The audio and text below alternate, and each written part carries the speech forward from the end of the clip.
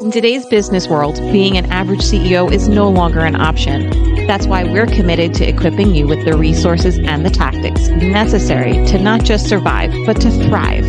You're listening to Not Your Average CEO Lifeline podcast, where we are more than just a voice in the crowd. Hi, everyone. Welcome back to Not Your Average CEO Lifeline.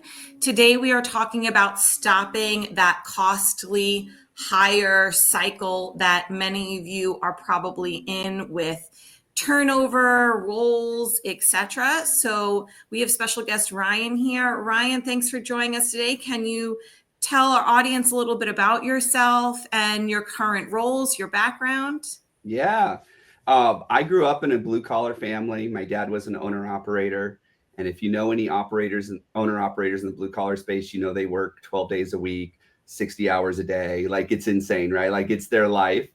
My dad had this vision that if he started his own company, he'd have more money, more time, more freedom, you know, the whole allure of being an entrepreneur. And I watched him just grind it out. I mean, all the way up into his 70s. And I said, you know what? That's not fair to people like my dad, people that have this dream. They need to be able to build effective teams of people they can trust. And it's not that they're bad leaders or that they don't know how to lead or manage. It's just no one ever really taught them the tools to attract the right people, to interview the right people, to onboard the right people. No one's really teaching that in the blue collar space. And so when I started my company about 15 years ago, that was what I really wanted to focus on. It's helping people just like my dad. I can completely relate personally. My dad is still working at 70, had his own business, and he hired maybe 2 people. And I got into the HR space, 20 something years ago, but he's still, that's what he learned is what he learned. And I am excited for our audience to hear more of your advice, and hopefully they can break that cycle, which I know is really hard. So can you talk to us, I think, about that most common mistake that you see business owners make and how costly it can be when hiring? It's the biggest one. So just for a little bit of context, the majority of people we work with are about under 1,500 employees. They're a little bit on the smaller side. You know, when you're Google or Apple or Amazon, everybody knows who you are.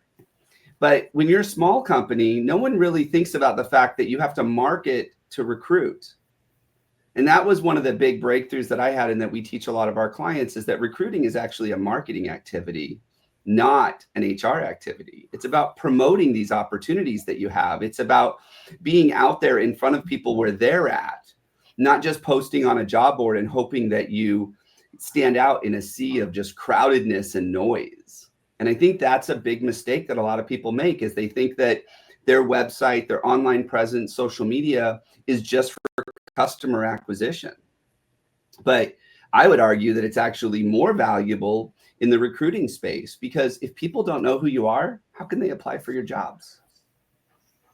I think that's really interesting. I haven't heard someone say that before. And I think, we do a lot of hiring here, and I think that makes so much sense here. It's really the marketing aspect of it too. That's really, really interesting. What sort of practical tips would you give to someone for being able to improve how they're hiring and retention, maybe how that relates to marketing, but sort of practical things that they can implement to improve on that? So if we go back to that idea that recruiting is a marketing activity, anybody that's ever worked with a marketing person, one of the first questions they ask is, who's your ideal customer? Who's the perfect customer? And it blows my mind how few people have actually sat down and said, who's our ideal employee? Have we ever thought about that? Have we ever said, what's the right person to join our team, to thrive here, to be engaged here, that will want to stay long term? And until you define the right people, you're never going to be able to attract the right people, because your marketing messaging, your ads, the way that you promote your company, the way, how you get in front of them, all that's defined by the right person. And so I think that's one of the most practical things that you could do, is just sit down, answer a couple of questions like, why would someone want to work here? What is it that makes us different? What kind of behaviors am I looking for? Is there a certain set of skills or expertise? And I'm not just talking about doing the job. Are there other skills or expertise like communication and the way that they trust and the way they embrace the team mindset? Those kinds of things. Sit down and get really clear on that. And then from there, now update your messaging, update your marketing to attract that kind of person. I think it's absolutely a myth, but I think a lot of entrepreneurs think that people are only driven by money, which every study on the planet will tell you that's not the number one driver for most people. But that's what they compete on. That's what they sell. Like, we're paying better than someone else. We're offering a signing bonus. Well, that's not what drives the majority of people. There's a few out there that will drive. But what we found is that unless you're hiring a salesperson, it's probably not the right person for you. Danielle and I definitely understand that. We have a flexible work from home role, right? So that drives all of the ideal employee that wants to work here is looking for that flexibility and the work-life balance that we offer. As someone who has well been in the HR space for so long, I'm curious to know if you recommend any assessments once you have assessed what kind of profile employee you're looking to attract, what kind of search and sort type of assessments would you use to ensure that this person is someone that you're going through in the pipeline of your recruiting? Yeah, well, I'm a big fan of behavioral assessments. Every day I seem to find that there's new ones out there because I think there's probably like 15,000 different ones by now. There are, yeah. But I tell people the best assessment is the one that your team uses, the one that your team has embraced. And when I say uses and embraces, what I mean is they don't just use it for the hiring decision and then file it away. They actually bring it into the onboarding process. They bring it into the performance review process. They bring those assessments in so that their hiring manager, so the team can better understand each other. They can better communicate more effectively. But I love using them in the pre-hire process. Mm-hmm. The one thing that I personally believe is that it's less about a go, no-go decision when you're using assessments and more about, okay, can I really acclimate this person to our team? Can we adjust to the behavior differences? Instead of saying, I don't want to hire this person because they're this personality profile, saying, you know what, maybe we need someone that's not like us. And then saying, but can I tolerate some of the challenges that we're going to have? Can I adjust to those challenges? Because if someone's different than me, they're going to cause some problems for me. Yeah. Or I might cause some problems for them. And it's not that they're bad, they're just different. So I want to expand on this just a little, Ryan, because I know exactly what you mean, but I'm not sure our audience is going to understand how to use the assessment in your day-to-day, right? So can you give us an example maybe of someone who comes up as analytical on an assessment and what that would turn into versus someone who has well-developed interpersonal skills and what that would look like? Yeah. So, I mean, we can talk about if I just go with DISC, which is really common, lots of people, right? So the interpersonal skills would be the high I, the analytical would be the high C, right? And so for those listening, think about the person that when they show up in the room, kind of the room just lights up and people all of a sudden are excited to be there. And all of a sudden you hear some chatter and it's really good, friendly chatter and kind of the life of the party type of person, right? Like when they show up, just people are excited. That's great for the right role. When you're in a customer service role or you're in a sales role or an account management role, you want someone that can just connect with people just naturally. And it's very easy for them. When I look at assessments, I always look at someone's natural behaviors and says, what I need them to do in this role, does that energize them? Because that high I, that person that really likes being around other people, they walk into a room with other people and they're energized. But if you put them in a cube and say, put your head down and don't talk to anybody for a week, they're going to be looking for a job as quickly as possible because that doesn't energize, that drains them. And the inverse is true for the other one, the analytical person.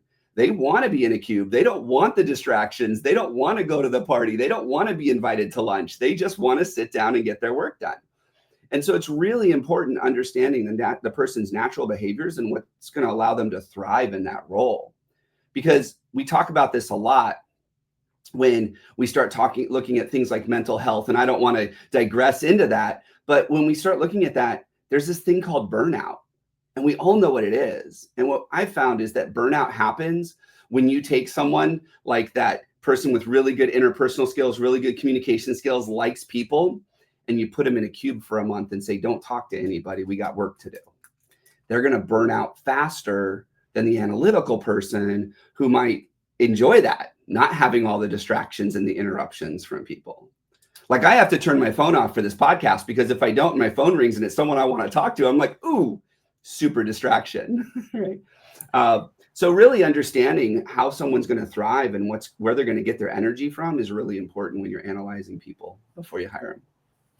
I'm so glad that you chose DISC. I know there's a whole bunch out there, but DISC is something that Danielle and I talk about frequently. So I'm happy that you picked that one. It's one of my favorites. Well, it's easy and it's super popular. Like, correct. Yeah. I don't think you can be in the hiring space or have hired people and not heard of DISC. Yeah, agreed. And it is the one thing I like about DISC is that it's easy for employees to take and interpret, or clients who don't really know much about behavioral assessments. It's a nice segue into how can this help you? Yeah. I've asked a lot of questions. Danielle, do you have anything for Ryan before I dive a little bit different into retention? Oh, okay. I've got a couple of things I could add on the attraction piece. But I really want Ryan to talk about retention. Yeah. So can you tell our audience if we're segueing into how to use their behavioral assessment to then retain them, what kind of tips can you give our audience for continuing this life cycle of the employee? Yeah. Well, I think things like employee retention, employee engagement, they all go back to how you started the relationship and the decisions that were made early on in the interview and in the hiring process and everything else. And so when you hire someone that is most likely to thrive in a role, for example, that person with the interpersonal skills that gets to talk to people and spend time with people, it's going to be a lot easier to retain them. But I think so often we're desperate to hire people. It's harder to hire people that we don't bother with the assessment, or we're like, oh, it's good enough. And then we bring them in and then we wonder why 9 months later it's not working out. It's because we hired someone who wouldn't thrive in that role. And so when we look at retention and we look at things like the assessment, what we want to do is we want to sit down on a regular basis, at least quarterly, and say, are we providing the things that this person needs to thrive in the role based on their assessment results? And if not, we need to have a conversation with them about some adjustments or tweaks that we can make so that they will thrive. My approach is always employee first, which sometimes I get a bad rap for that. But I believe that if I'm in a position to grow a team and to build a team and to keep a team, I have to think about their needs before I think about mine. Because if I take care of their needs, they will stay and take care of my needs as the employer. And that's what I really want to do with those assessments, is to say, hey, I know that you need this based on the results of the assessment you took. We're not actually providing that right now. What are some adjustments we can make so that you can start thriving a little bit more in the role? Having that conversation. And then beyond that, I think another thing that so many employers miss is that when you hire somebody, you get the whole package. You get everything. This isn't severance. It's not like they go into an elevator and they forget their personal life. And us working in construction in the blue collar spaces, we hear a lot, I wish they would just leave their drama at home. I'm like, well, the only way that happens is if they stay home. But that's not reality. And so I think a lot of times, especially as leaders and as supervisors, is we have to take a little bit of interest in what they're dealing with personally. I'm not saying that we have to make all these adjustments and accommodations for them, but to just know what they're going through and going, oh, they might perform a little less this week because they're dealing with something heavy at home. And just creating accommodations for that, I think, is really important. And you can use the assessment to go, oh, these are the things that are going to stress them out when they bring it to the office or to the job site. This is how we can help them deal with it.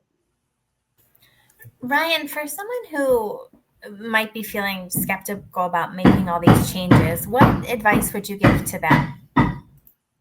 Well,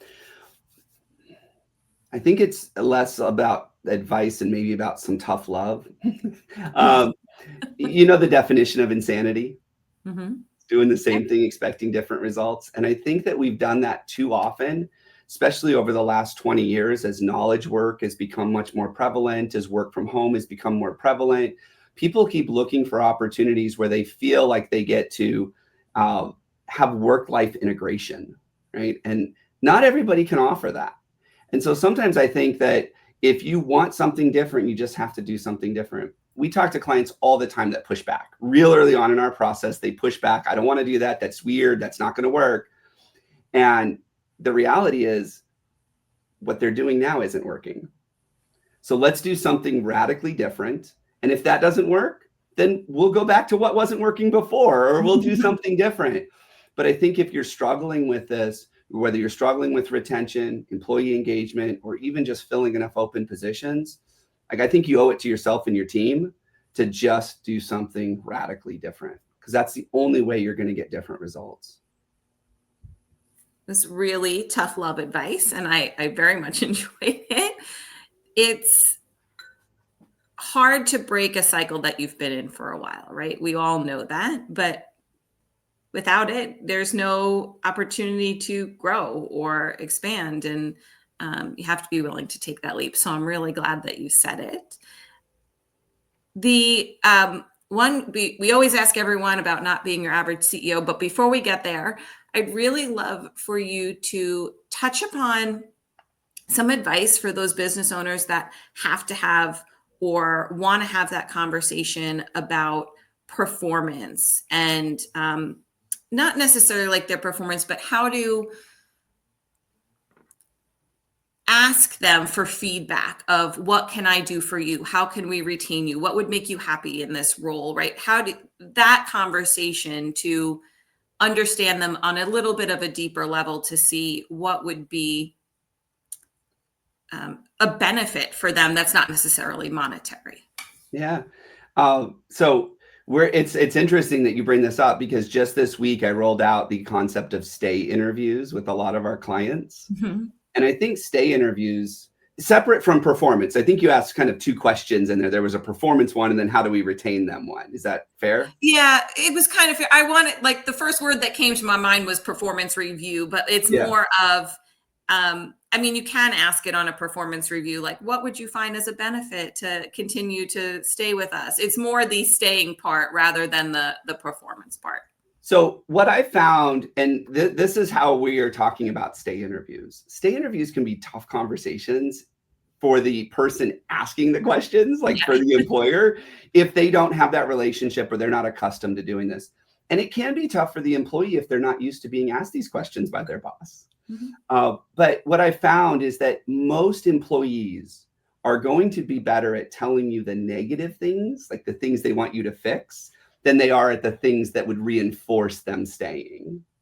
So one of the questions I love to ask in a stay interview is, when's the last time you wanted to quit and why? Now, that takes some guts to ask that question. There's a lot of guts to ask that question.